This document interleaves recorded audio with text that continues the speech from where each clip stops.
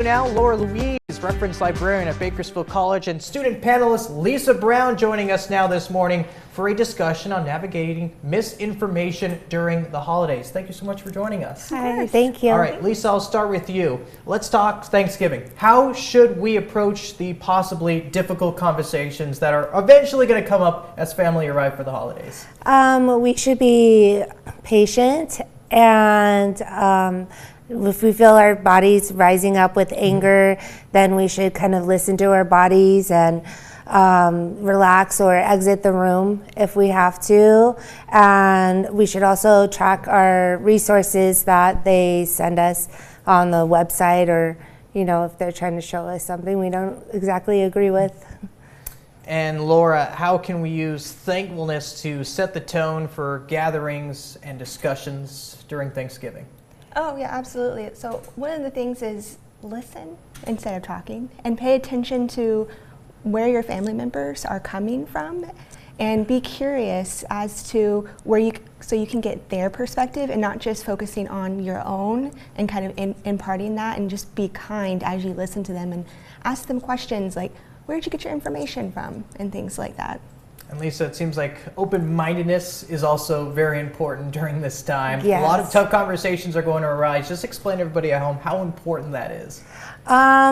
It's important to, to really listen and to keep your mind open when they're speaking to you, and remember, it's not a battle, of wits. It's spending time with family. It's important. And now give us some tips on how to remain curious, respectful, but also showing some active listening at the Thanksgiving table. It may be hard, but give us some tips. Like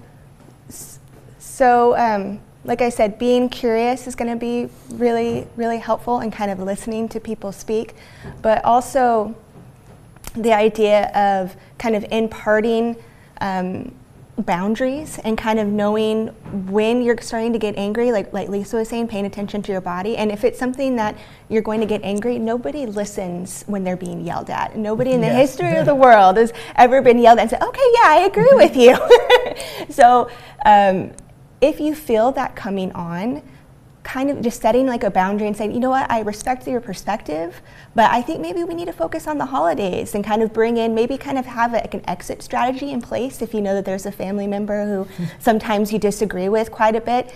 I mean, I've even used nieces and nephews as like, oh, hey, did you hear what they did?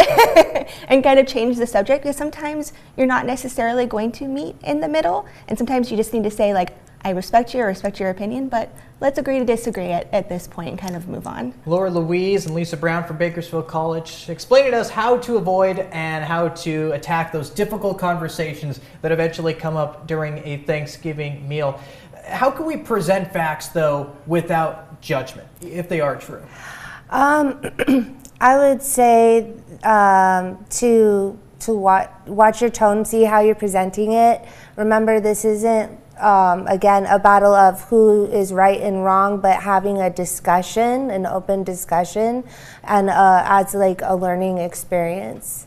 And Laura, you mentioned this earlier, touched on it. How should we disengage from a conversation if it's starting to get uncomfortable, or if you yourself are starting to feel a little bit angry? Yeah, so like I said, I think it's all a matter of maybe having an idea in your head before going in, or, really paying attention to your body and its signals and how upset that you're getting.